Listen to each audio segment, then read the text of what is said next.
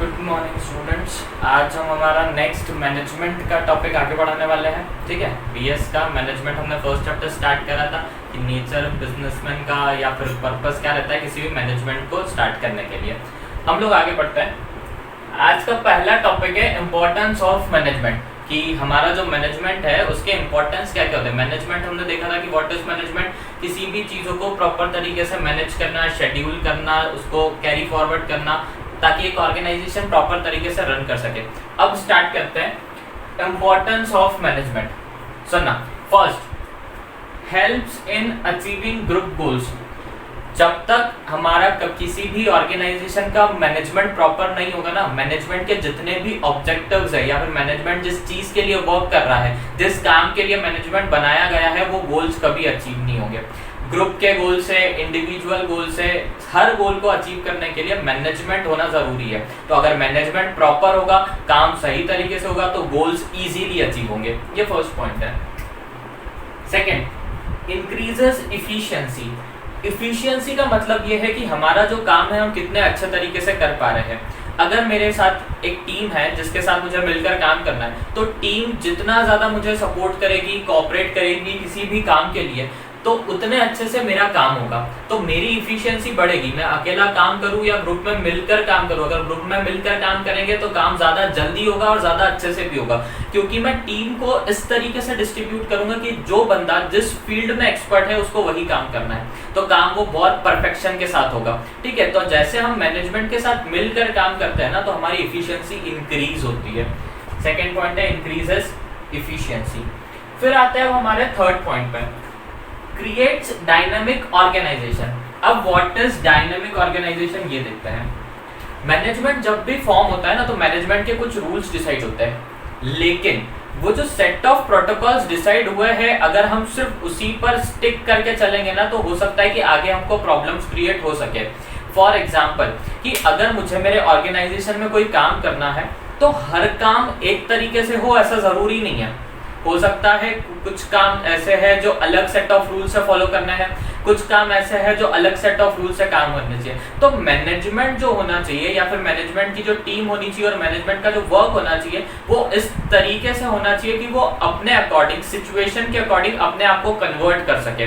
Dynamic changes should be feasible, कि हमने एक बार मैनेजमेंट के रूल्स बना लिए, अब उन्हीं को लेकर चलना ऐसा जरूरी नहीं है। सिचुएशन, कंडीशन, सर्कमस्टेंसेस के according they means to be change. ठीक है, तो यही हमारा थर्ड पॉइंट है कि क्रिएट्स डायनामिक ऑर्गेनाइजेशन। मैनेजमेंट अगर अच्छा है तो डायनामिक ऑर्गेनाइजेशन क्रिएट करेगा, कि जब हम जिस तरीके की जरूरत है उस तरीके से हम अपने आप को मोल्ड कर सके और हर तरीके के फिजिबल चेंजेस पॉसिबल होने चाहिए। फिर आता है हेल्प्स इन पर्सनल ऑब्जेक्टिव्स। अगर मैनेजमेंट अच्छा है और अगर हमारी टीम अच्छी है ना, तो हम अपने पर्सनल ऑब्जेक्टिव्स भी अचीव कर सकते हैं। मतलब अगर मैं एक काम में एक्सपर्ट हूँ, तो अपने मैनेजमेंट टीम की वजह से मैं दूसरा काम भी सीख सकता हूँ, क्योंकि मेरे साथ जो बंदे हैं वो अलग अलग काम के एक्सपर्ट हैं। मैं अपनी टेक्निकल स्किल्स बना सकता हूँ, मैं अपना कम्युनिकेशन लेवल बना सकता हूँ, मैं अपनी और स्किल्स को डेवलप कर सकता हूँ। मेरी टॉकिंग स्किल्स हो गई, मेरा कम्युनिकेशन हो गया, हर तरीके से मैं अपने आप को डेवलप कर सकता हूँ। तो management helps in development of, helps in achieving personal objectives. फिर फिफ्थ पॉइंट आता है डेवलपमेंट ऑफ सोसाइटी। अब what is development of society? अगर मैं मैनेजमेंट की बात करूं, अगर एक मैनेजमेंट प्रॉपर तरीके से रन करता है, तो फॉर श्योर है कि ऑर्गेनाइजेशन में प्रॉफिट उतना ही ज्यादा अच्छे से होगा। ठीक है, अगर मैनेजमेंट प्रॉपर तरीके से रन कर रहा है तो ऑर्गेनाइजेशन का प्रॉफिट बढ़ेगा। प्रॉफिट बढ़ेगा तो हम लोग इस प्रॉफिट को डेवलपमेंट ऑफ सोसाइटी में लगा सकते हैं। डेवलपमेंट ऑफ सोसाइटी में या तो वेलफेयर कर दो, डोनेट कर दो, या तो फिर हम ऐसा बोले कि सोसाइटी के डेवलपमेंट में और क्या चीजें आती है। अगर मेरा मैनेजमेंट अच्छा है तो मेरा काम अच्छा चल रहा है, अगर मेरा काम अच्छा चल रहा है तो मेरे यहाँ पे और ज्यादा लोग काम करने के लिए आएंगे, मेरा लेबर बढ़ेगा, मेरा एम्प्लॉइज बढ़ेंगे, मेरा टास्क बढ़ेगा, मेरा प्रॉफिट बढ़ेगा। अब अगर जैसे जैसे एम्प्लॉइज मेरी कंपनी में या ऑर्गेनाइजेशन में काम कर रहे हैं, मैं उनको सैलरी प्रोवाइड करूंगा। जिन जिन बंदों को मैं सैलरी प्रोवाइड कर रहा हूँ, अब उनका स्टैंडर्ड ऑफ लिविंग होगा, बढ़ेगा। ठीक है, पहले वो नौकरी नहीं कर रहे थे, अब उनके पास नौकरी है, तो अब ये जो सोसाइटी के लोग हैं, इनका स्टैंडर्ड ऑफ लिविंग बढ़ने लग गया। ठीक है, इनका डेवलपमेंट, ये पहले बिलो अंडर डेवलपमेंट थे, अब ये डेवलपिंग स्टेट में आ गए। तो यहाँ से हम लोगों को क्या मिला? Development of society. 1 मिनट है, फटाफट ये इंपॉर्टेंस के 5 पॉइंट नोट कर लो जल्दी से, किसको भी करना है।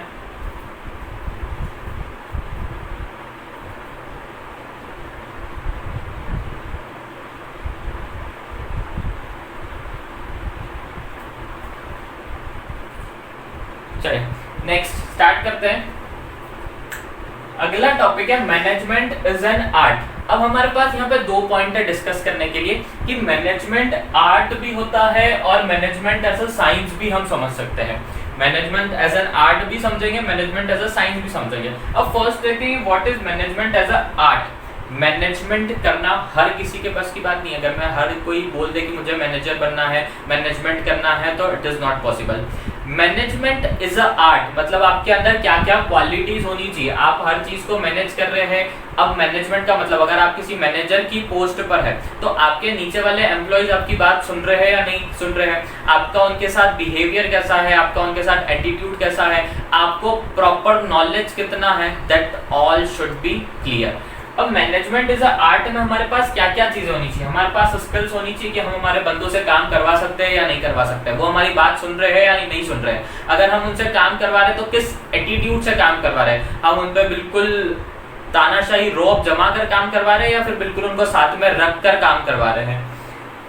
Creativity, imagination, communication, innovation. अगर मुझे मैनेजमेंट में सही तरीके से काम करना है, अगर मुझे किसी भी ऑर्गेनाइजेशन का मैनेजमेंट प्रॉपर करना है, तो मैं हर टाइम ये चाहूंगा कि मैं और अच्छा क्या कर सकता हूँ। मेरे पास क्रिएटिविटी होनी चाहिए जिससे मेरे कस्टमर भी मेरी तरफ अट्रैक्ट हो और काम भी अच्छे से हो। मेरे पास इमेजिनेशन होना चाहिए कि और मैं आगे क्या कर सकता हूँ, प्रेजेंट कंडीशन क्या है, उसको उठाने के लिए फ्यूचर में और क्या स्टेप लेनी चाहिए, इसका इमेजिनेशन होना चाहिए। और वो imagination should be based upon the innovation, कि हम क्या नया कर रहे हैं। पुरानी चीजें सब दूर चल रही है, लेकिन पुरानी चीजों से हटकर हम जब कुछ नया करेंगे ना, तब हमारी क्रिएटिविटी इंक्रीज होगी और प्रॉफिट उस ऑर्गेनाइजेशन के लिए इंक्रीज होगा। तो स्किल्स के साथ में क्रिएटिविटी, इमेजिनेशन और इनोवेशन जरूरी है। और ये जो इमेजिनेशन, इनोवेशन और क्रिएटिविटी है ना, इसको अगर हमको कस्टमर्स तक कन्वे करना है या फिर मुझे अपने एम्प्लॉयज को साथ में लेकर उनसे अच्छे से बात कर ये चीजें करवानी है ना, तो मेरा कम्युनिकेशन स्किल्स बहुत अच्छा होना चाहिए। अगर मेरा कम्युनिकेशन अच्छा है, मेरा बिहेवियर अच्छा है, then I can conclude to a better management. ठीक है, this is management is a art. फटाफट ये पॉइंट लिख लो, फिर अपन मैनेजमेंट एज अ साइंस पढ़ते हैं।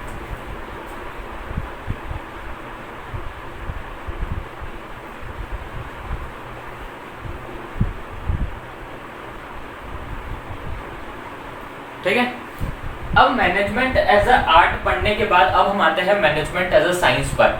What is management as a science? हमने यहाँ पे लिखा है knowledge, experimentation, universal validity, observation. अब जरा एक थोड़ा सा रिकॉल लो, जब हमने मैनेजमेंट एज एन आर्ट पढ़ा था तो हमने देखा कि स्किल्स होनी चाहिए, क्रिएटिविटी होनी चाहिए, imagination, communication, innovation, this are all soft skills. लेकिन अगर मुझे काम करवाना है, तो जो काम करवाना है अगर मुझे उसी चीज का नॉलेज नहीं है, तो फिर मेरा मैनेजमेंट कोई काम का नहीं है। मैं अपने एम्प्लॉयज से कितनी भी अच्छे से बात कर लूँ, कोई फायदा नहीं होगा। मुझे प्रॉफिट जनरेट होगा क्या? नहीं, क्योंकि मेरा काम पूरा नहीं हो रहा है। मेरा इमेजिनेशन अच्छा है, मेरा इनोवेशन अच्छा है, क्रिएटिविटी, कम्युनिकेशन स्किल्स सब अच्छा है, लेकिन फिर भी काम नहीं हो रहा है। तो यहाँ पर क्या है, what are we lacking in management as a science? तो इसके पॉइंट्स क्या होते हैं, ये ध्यान से सुनो। First, knowledge, experimentation, universal validity और ऑब्जर्वेशन। मुझे जो भी काम करना है उसका प्रॉपर नॉलेज होना चाहिए। अगर मैं कोई भी काम कर रहा हूँ मैनेजमेंट में, अगर मुझे फाइल्स का मैनेजमेंट करना है, अगर मुझे किसी शॉप का मैनेजमेंट करना है, ठीक है, अगर मुझे रॉ मटेरियल्स का मैनेजमेंट करना है, हर चीज का मुझे प्रॉपर नॉलेज होना चाहिए। तो प्रॉपर नॉलेज जब तक नहीं होगा तब तक मैं उस नॉलेज के बेसिस पर अपना मैनेजमेंट से काम नहीं करवा सकता। फिर एक्सपेरिमेंटेशन, कि अगर मैंने कोई काम करा, अगर मैं मैनेजर की पोस्ट पे आज ज्वाइन करता हूं, तो डे बाय डे मैं काम सीख रहा हूं, हर बार कुछ अलग सीखूंगा। पर उस हर बार अलग सीखने के लिए मुझे हर बार कुछ नया ट्राई करना पड़ेगा। जब तक मैं अपने एक्सपेरिमेंट्स नहीं करूंगा कि किसको करने से क्या चीज बेटर होती है, तब तक मैं आगे नहीं सीख सकता।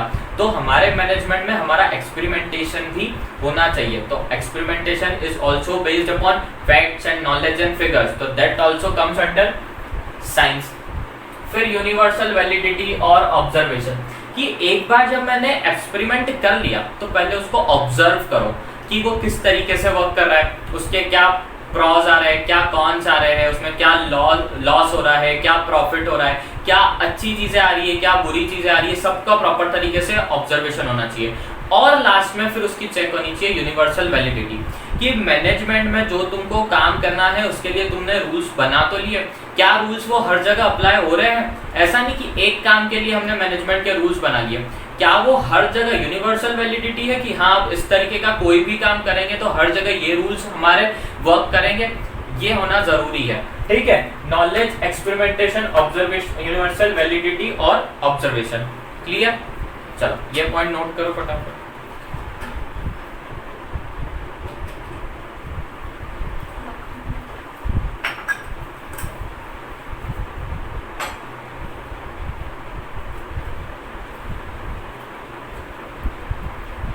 अगर ये पूरा बोर्ड का स्क्रीनशॉट लेना है तो पहले पूरे बोर्ड का स्क्रीनशॉट ले लो।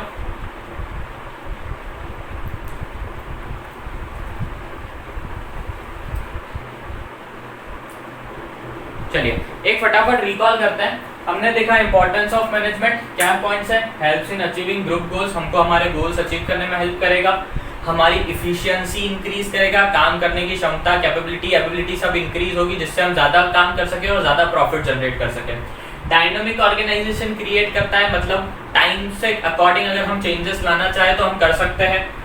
हेल्प्स इन पर्सनल ऑब्जेक्टिव्स, हमारे खुद के जो पर्सनल ऑब्जेक्टिव्स है वो भी हम अचीव कर सकते हैं कि हमको हमारे अंदर क्या क्या चेंजेस लाने हैं और हमको क्या क्या अचीवमेंट्स को गेन करना है। फिर development of society, development of society में क्या आता है कि अगर मेरे साथ में जितने भी बंदे मैं काम कर रख रहा हूँ सभी का स्टैंडर्ड ऑफ लिविंग उठना चाहिए, सभी का फायदा होना चाहिए। अगर मेरा ऑर्गेनाइजेशन प्रॉफिट में है तो मेरे साथ काम करने वाले जितने भी बंदे हैं सभी प्रॉफिट में ही जाना चाहिए, ठीक है। फिर हमने देखा मैनेजमेंट इज आर्ट, तो मैनेजमेंट इज आर्ट में क्या क्या चीजें रिक्वायर्ड है? Skills, creativity, imagination, communication, innovation. Management as a science हम पढ़ेंगे तो that requires knowledge, experimentation, universal validity और ऑब्जर्वेशन। ये सारे पॉइंट्स हैं, ठीक है। अब अपना जो नेक्स्ट टॉपिक आता है ना that is functions of management. Functions of management. अब ये जो फंक्शंस ऑफ मैनेजमेंट होते हैं ना ये दो कैटेगरीज में डिवाइड होते हैं। The functions of management are been categorized into two classification. First is main functions, या फिर इसी को बोला जाता है प्राइमरी फंक्शंस। मेन फंक्शन या primary functions, and second are subsidiary functions. Subsidiary functions, ये जो मेन फंक्शंस होते हैं दैट आर मोस्ट इंपॉर्टेंट, ये पूछे जाते हैं ज्यादातर, ठीक है। सब्सिडियरी फंक्शंस कभी कभी पूछे जाते हैं, मेन फंक्शंस ज्यादातर पूछे जाते हैं, ठीक है। तो हम लोग अभी बात करेंगे मेन फंक्शंस और सब्सिडियरी फंक्शंस। ये तो हमने क्लासिफिकेशन देख लिया, ठीक है। तो अभी ये ध्यान में रखो कि फंक्शंस ऑफ मैनेजमेंट का टॉपिक आगे हमको बड़े लेवल पे कंटिन्यू करना है नेक्स्ट लेक्चर में। अभी सिर्फ ये बना लो कि फंक्शंस ऑफ मैनेजमेंट दो टाइप के होते हैं, मेन फंक्शंस और सब्सिडियरी फंक्शन। इसके बाद इस सेशन को अपन एंड करते हैं यहाँ पर। अगले सेशन में इन फंक्शंस को डिटेल्स में पढ़ेंगे।